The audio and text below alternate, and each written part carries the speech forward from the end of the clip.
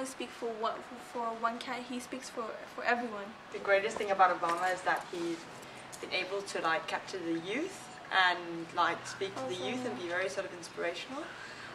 Both the American youth, which has been very known to be very passive in elections and not voting, but he's been able to mobilize. And he'll speak out to everyone as if everyone is the same. Yeah.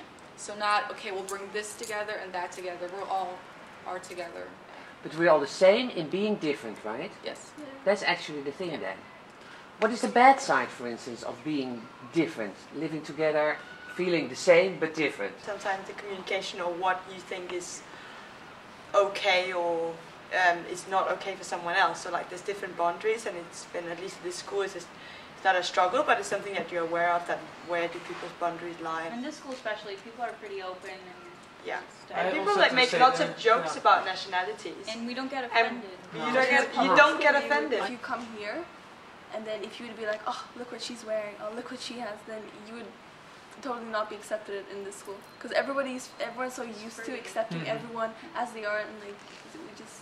You don't look at each other as you're from a different country, we're all from a different country. So we can relate to each other. We're aware of each other's different cultures, so we have respect for that. Like, I want to go to the United States. Why? To study. Because in Korea, it's really like not open education.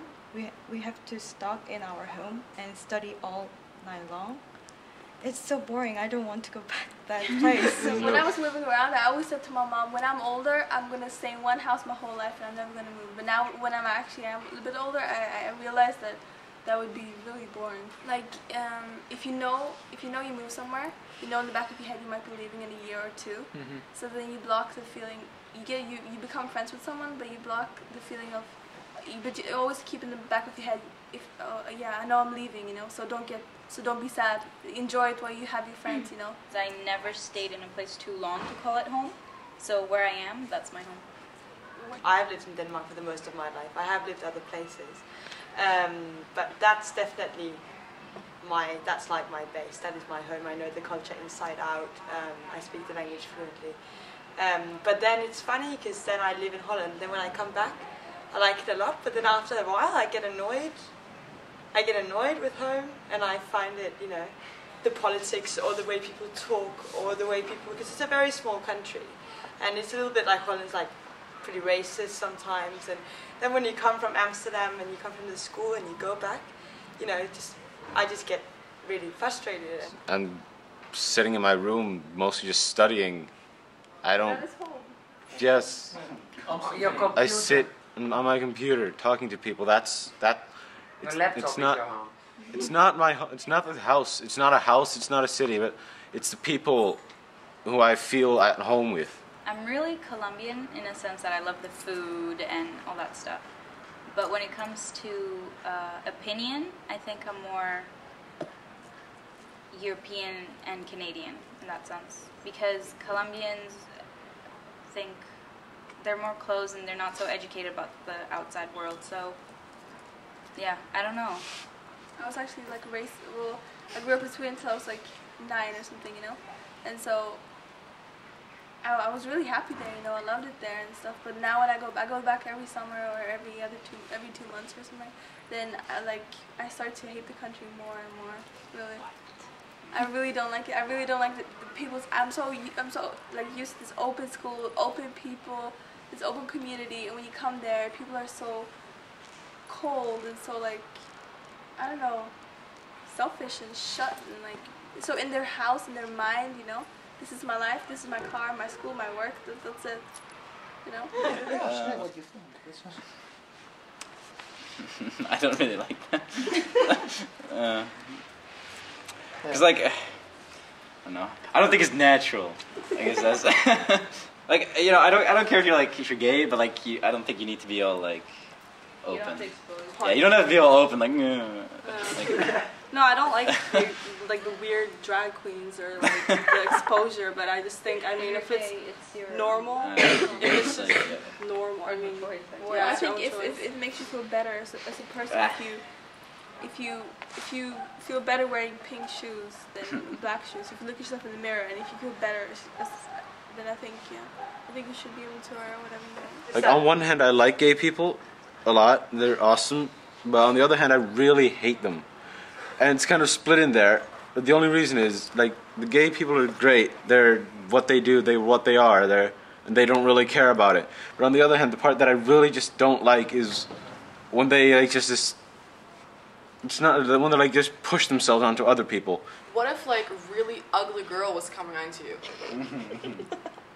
So, like, you saying like people, you're like, I mean not you, but the people you might know might be against like the gays because you think they're like pushy. But what if like there's a girl, she doesn't even have to be ugly, you're just not interested in her, and she does exactly the same thing, then would you hate her just as much as you might think the gay guy can do? No, it's not, I'm not talking about hating the gay guy, it's just hating the nags. Those little Yeah, but I mean gays tweaks. don't just have that nag. Everyone has I know. that nag. So then like... This Very was how- pushy straight girls, that's actually what you say. Yeah, there's pushy straight No. girls, straight guys. And you have also gays who don't push at all. Yeah. So the tolerance is there in terms of countries, but not really in terms of sexuality. That's a different story. It's their decision, that's it. Yeah. Yeah, I would say. We might be, I mean, this school we might be different on like topics of like, you know, that you accept people from different cultures and stuff. But when it comes to like sexuality, you know, I think we're just like any other school, because that's not something that clashes more with ours. In every culture is sort of a... How did we get from the subject of politics with McCain and Obama to talking about sexual preferences?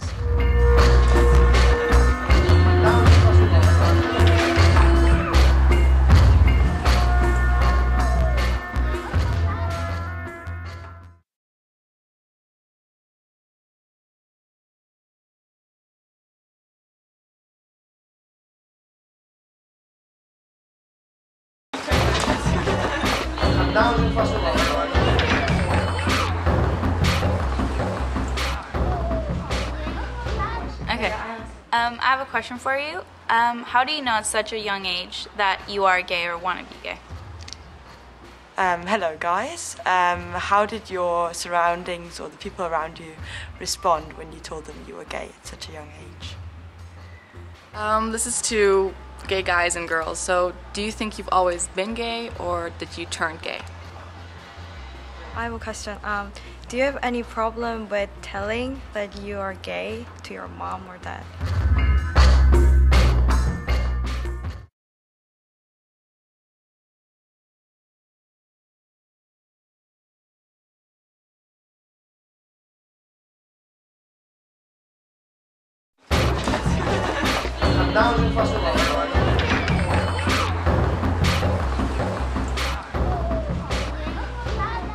I'm Cindy. I'm 17 years old. I'm half Dutch, half African. Yeah, I'm Michael Linkamies. I'm 17 years old. I'm from Finland. I'm Liliana Patricia Barros Espinosa. I was born in Colombia. I have a Dutch dad and a Colombian mother, but I was raised in Canada. My name is Chiang Kim, and I'm 18 years old, and I'm from South Korea. My name is Lærke Blom Madsen. I'm 18 years old. I come from Denmark. Well, I'm Bruno. I'm Dutch Brazilian. Got roots in the Netherlands and in Brazil. Going back to Portugal though, and yeah, that's about it. 17. Jana Morel Armstrong. I'm 18 and I'm American Swiss Dutch. My name is Ksyusha. I'm 17 and I'm from Russia. My name is Catherine Simons. I'm 19 years old. I was born in America. My dad's American, my mom's Dutch, but I consider myself an American.